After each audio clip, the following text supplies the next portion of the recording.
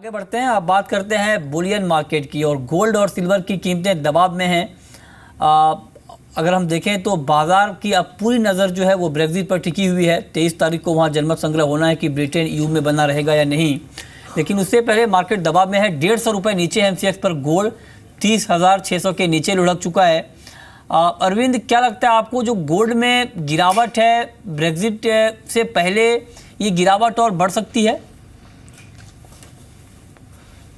देखिए मृत्युंजय, मेरे ख्याल से पिछले 5-7 ट्रेडिंग सेशन में मार्केट जो है एक थोड़ा सा नर्वस होकर ट्रेड हो रहा है। स्पेशली गोल्ड का अगर देखेंगे, मेरे ख्याल से 1270 से लेकर के 1295 के रेंज के बीच में गोल्ड ट्रेड हो रहा है। और उसके साथ साथ डॉलर का परफॉर्मेंस को देखते हुए हर दिन हमको मॉर्निंग में गोल्ड में आइदर गैप डाउन या गैप अप देखने को मिल रहा है। और जैसे आज की ट्रेडिंग सेशन में आप बता रहे हैं कि करीबन 150 रुपये नीचे चल रहा है, मुझे लगता है कि अपॉर्चुनिटी हो सकता है वापस उसको बाई करने के लिए नीचे की तरफ।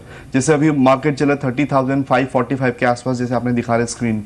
मुझे लगता है थोड़ा बहुत और डिप अगर मिलता है 30,500 या 470 के आसपास मिलता है, अगस्त कॉन्ट्रैक्ट को इंट्राडे के लिए बाय कर सकते हो। 30,750 का टारगेट रखेंगे, स्टॉप लॉस जो है 30,400 के नीचे मेंटेन करेंगे। तो कुल मिला के ट्रेंड गोल्ड का बुलिश है, लेकिन मार्केट थोड़ा सा नर्वस होने की वजह से परफेक्ट ट्रेंड पे मूव नहीं हो पा रहा है, लेकिन वोलेटिलिटी ज़्यादा देखने को मिल रहा है ओवर द नाइट। तो मेरे हिसाब से थोड़ा जैसे अभी डिप देखने को मिल रहा है, थोड़ा बहुत और डिप मिलेगा तो गोल्ड को 30,470 500 के आसपास बाय करना बेटर स्ट्रैटेजी हो सकता है। ठीक है, आपका कमेंट क्या है रवि गोल्ड के ऊपर?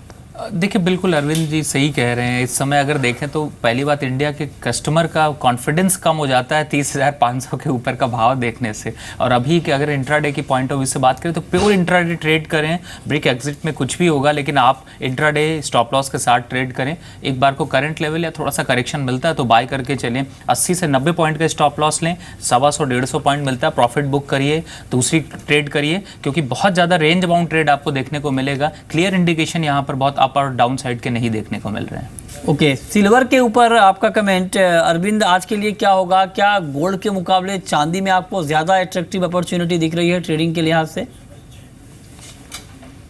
जी हाँ, जैसे हमने गोल्ड का अभी बात की है, वोलेटिलिटी विथ पॉजिटिव ट्रेंड, मेरे हिसाब से सिल्वर को स्ट्रेट बाय कर सकते हैं। जुलाई कॉन्ट्रैक्ट को 41,500 के आसपास बाय करेंगे इंडियन मार्केट में, और we can have a target of 41,800 से लेकर के 42,000।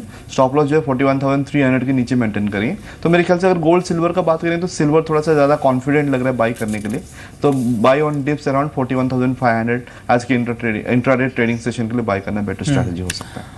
अब बात क्रूड की, और क्रूड में गिरावट है, $49 के आसपास है WTI क्रूड का भाव। ब्रेंट का भाव 51 के नीचे है।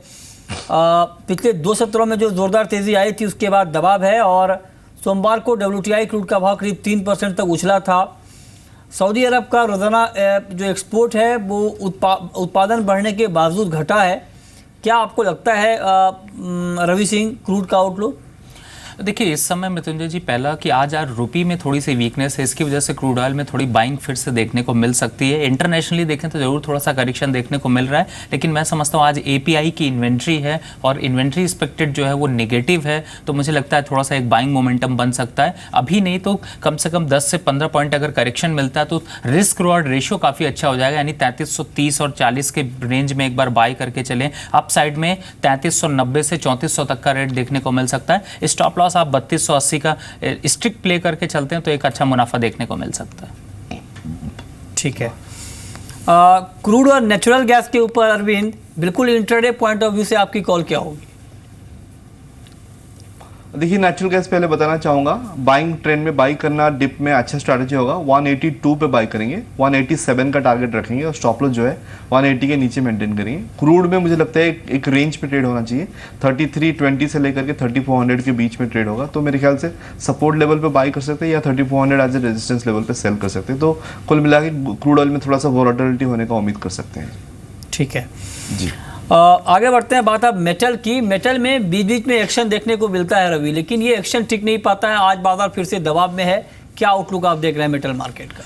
देखिए, करेंसी का भी बहुत बड़ा रोल यहाँ पर है, और ख़ास तौर से यूरो जोन जो है वो सेकंड नंबर पे आफ्टर चाइना जो है वो यूज़ करता है मेटल्स का। तो इस समय अगर कॉपर में बात करें तो प्रॉफिट बुकिंग थोड़ा सा देखने को मिल रहा है, तो बायर साइड से एक अच्छी अपॉर्चुनिटी। आप एक बार वापस से 309 308 का लेवल पे बाय करके चलें, 306 के स्टॉप लॉस से। अप साइड में देखें तो पोजिशनल थोड़ा सा व्यू रखें। अगर वीक ऑन वीक अगर रखते हैं तो एक बार 318 तक का लेवल, इंट्राडे में 312 तक के लेवल आपको देखने को मिल सकते हैं। साथ ही निकल या जिंक को अगर आप देख रहे हैं तो निकल में भी थोड़ा सा एक बाइंग मोमेंटम बन सकता है, 625 तक का लेवल आपको फिर से देखने को मिल सकता है। तो फिलहाल डिप पे बाय करके चलने में ज्यादा समझदारी है। ओके, आपकी टॉप पिक अरविंद इंट्राडे के लिए मेटल में क्या होगी?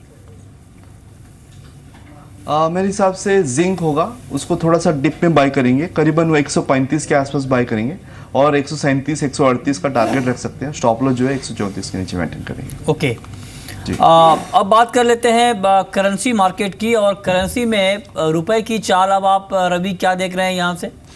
देखिए, रुपी इस समय बहुत इंपॉर्टेंट फैक्टर है, क्योंकि एक तो हमारे यहाँ पे डोमेस्टिक फैक्टर पे देखें तो करेंसी का रिजर्व जरूर ज़्यादा है, लेकिन रघुराम राजन का खास तौर से जिस तरीके से एक स्टेटमेंट आया तो उससे थोड़ा सा यहाँ पर अनस्टेबिलिटी देखने को मिल रहा है और ब्रेक एग्जिट काफ़ी इंपॉर्टेंट रोल अदा कर रहा है यहाँ पर। तो फिलहाल रुपी में थोड़ी सी वीकनेस बनी रह सकती है। एक बार 67 रुपये स्पॉट के लेवल की बात करें तो 67 रुपये 55 पैसे से 60 पैसे तक के लेवल देखने को मिल सकते हैं। तो एक बार को रुपी में बाय करके चले, अपसाइड में का मोमेंटम आपको देखने को मिल सकता है। रुपी में थोड़ी सी वीकनेस आपको कंटिन्यू इस वीक तक में आपको देखने को मिल सकती है। ओके, अरविंद आपका कमेंट क्या होगा रुपए के ऊपर? राजन के ऐलान के बाद जिस तरह से एक उतार चढ़ाव का माहौल बनता हुआ दिख रहा था, क्या अब आपको लगता है कि यहाँ से स्टेबिलिटी आएगी, और ऐसे में आपका टारगेट क्या होगा एक महीने में रुपए के ऊपर? देखिए, टारगेट के एंगल से बात कर सकता हूँ। बाकी इंस्टेबिलिटी बिकॉज कि उन्होंने उनका जो स्टेटमेंट था उसको लेकर के खास कुछ कमेंट नहीं देना चाहूँगा, लेकिन रुपी पर से अगर बात करें तो मेरे ख्याल से थोड़ा सा वीकनेस रहना चाहिए अगेंस्ट द डॉलर। और जैसे एक रेंज बता सकते हैं 67 नीचे की तरफ से लेकर के 67-80 के बीच में रेंज जो है रुपी स्पॉट ट्रेड होना चाहिए अगेंस्ट द डॉलर। लेकिन ओवरऑल बायस अगर मैं बात करूँ तो मेरे ख्याल से रुपी जो है वीकनेस की तरफ ट्रेड होने का उम्मीद कर सकते हैं।